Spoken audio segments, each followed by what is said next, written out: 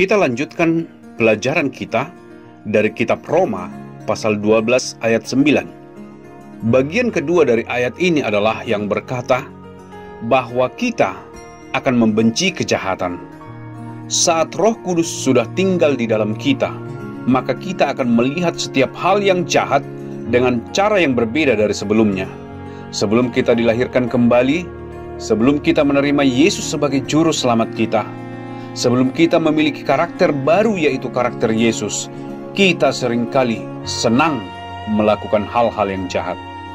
Sepanjang kita tidak tertangkap melakukan hal yang jahat tersebut, sepanjang orang tidak mengetahui bahwa kita melakukan hal-hal yang jahat, kita sangat menikmati hal-hal jahat tersebut. Namun setelah kita dilahirkan kembali, sekalipun tidak ada orang yang melihat, sekalipun kita jatuh ke dalam pencobaan dan melakukan sesuatu yang jahat, kita akan merasa tidak senang di dalam hati kita. Kita akan merasakan ketidakpuasan di dalam hati kita, karena kita telah melakukan sesuatu yang salah, sesuatu yang tidak menyenangkan Tuhan. Sekalipun kita menikmati dosa tersebut, tetapi jauh di dalam hati kita, kita merasa tidak puas. Ada rasa campur aduk.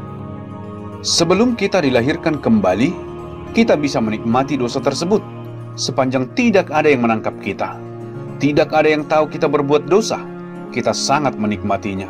Bahkan kita berkata, wow, enak sekali. Aku berharap ada kesempatan untuk melakukannya lagi. Tetapi jika kita sungguh sudah dilahirkan kembali, ketika kita jatuh ke dalam dosa, karena orang Kristen bisa jatuh ke dalam dosa, tetapi ketika kita jatuh ke dalam dosa, kita memiliki penyesalan. Ada sesuatu di dalam hati kita yang mengatakan kepada kita bahwa itu salah.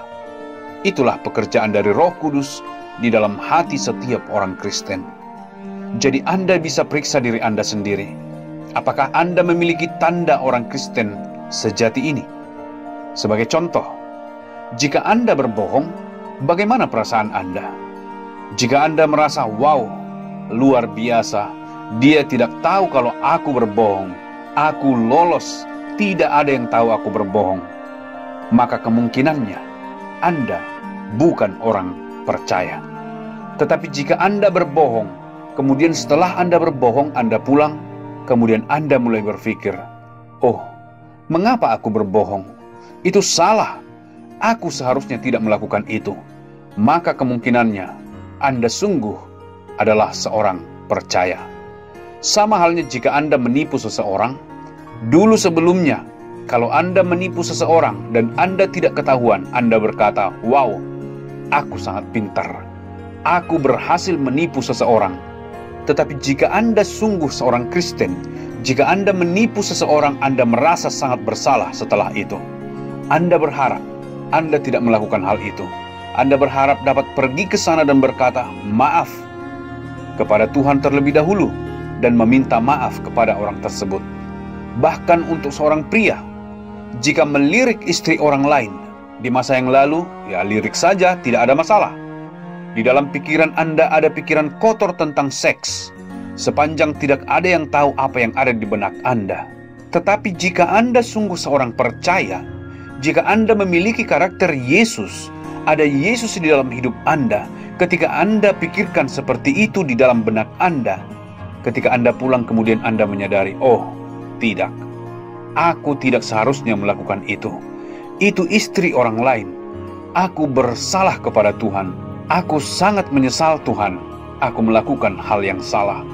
Anda merasa tidak enak.